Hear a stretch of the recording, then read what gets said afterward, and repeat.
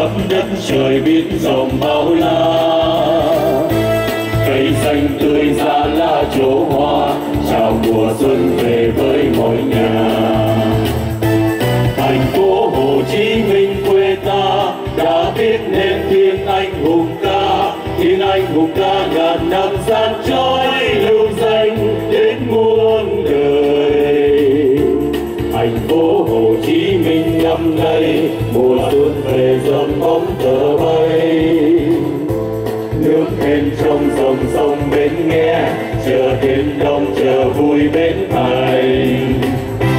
Mùa xuân trên thành phố Hồ Chí Minh quang vinh, ôi đẹp biết bao, đẹp ngây tự hào. Sài Gòn ơi ca nước bay trào, chờ sao đã tung bay cao, qua hết rồi những năm thương đau. Xa 30 năm nay đã gặp nhau, vui sao nước mắt lại trào. Mùa xuân trên thành phố Hồ Chí Minh quang vinh, ôi hạnh phúc biết bao, bao năm vẫn đợi chờ mà niềm vui như đến bất ngờ. Ngày đi như trong đêm mơ, tuổi lớn rồi mà như ngây thơ. Ôi ta đã đi giữa rừng hoa, hay ta đi giữa rừng cờ. Mùa xuân trên thành phố Hồ Chí Minh là mùa xuân đẹp nhất quê mình.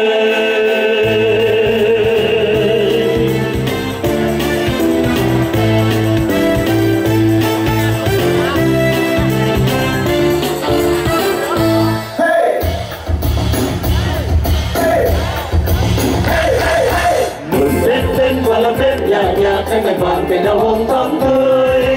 Chúc cụ già từ sống lâu giúp họ và còn nhớ sang năm lầy đón Tết sang. Và kính chúc những người sẽ gặp lành Tết sẽ được nhiều hơn Tết này. Tết đến cả tù cùng có bên bếp hồng và đôi bánh trưng xanh nhờ xuân đang sang. La la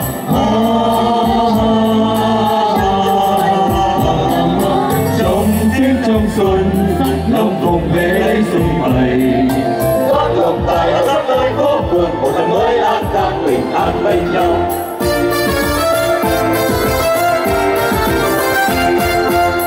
Tết và đặt tên nhạc nhạc cánh bạch vàng cây đào hồng thắm tươi.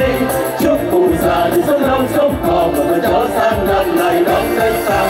Và kính chúc người sẽ gặp lành Tết ra được nhiều năm hơn Tết này. Tết đến cả tù cùng các bên bếp hồng và lấy bánh trưng xanh nhờ xuân đang sang.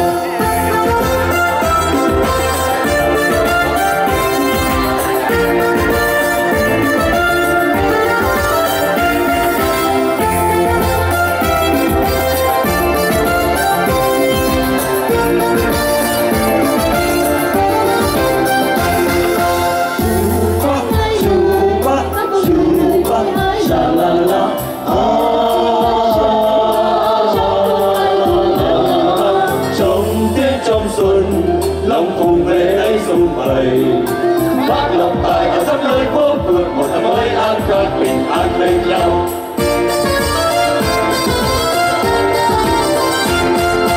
Mừng Tết đến và làm Tết nhạc nhạc cánh bạch vàng cành đào hồng thắm tươi.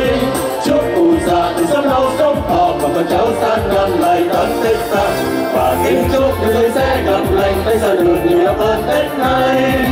Tết đến cả tù cùng hát bên bếp hồng và đôi bánh trưng xanh nhờ xuân đang sang. Mừng xuân kính chúc muôn nhà một mùa xuân mới chan hòa an vui.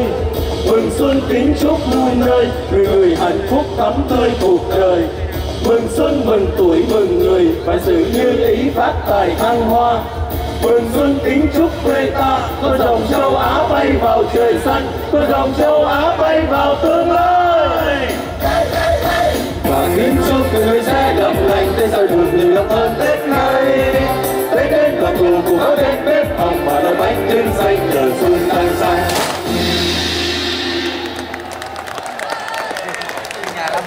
Liên khúc Mùa xuân trên thành phố Hồ Chí Minh, ngày xuân Long Phụng Xuân Vầy, sáng tác Xuân Hồng, Quang Huy, do toàn đội biểu diễn đã khép lại phần 1 của chương trình văn nghệ Mừng Xuân Nhâm Thìn.